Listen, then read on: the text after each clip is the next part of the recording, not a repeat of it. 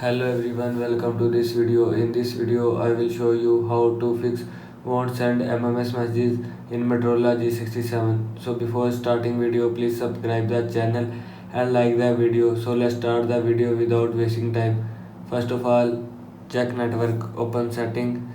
Now in settings, scroll down, click on network and internet. Scroll down, click on SIM and mobile network. Now check network.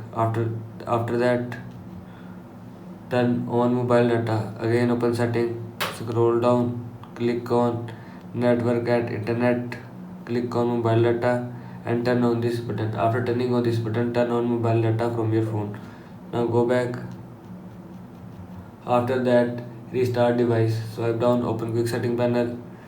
Click on power off icon and click on restart. After click on restart, restart your phone. Now go back. After that, clear message cache and data. Open setting, scroll down, click on apps. Now here you will see app. Search messages app. Scroll down, click on storage and cache. Now here you will see two options, clear cache and clear storage. If you want to clear cache, then click on clear cache, and if you want to clear storage, then click on clear storage and click on delete. After click on delete, this app data included files and setting will be permanently deleted from this device. Now go back. After that, reset network settings.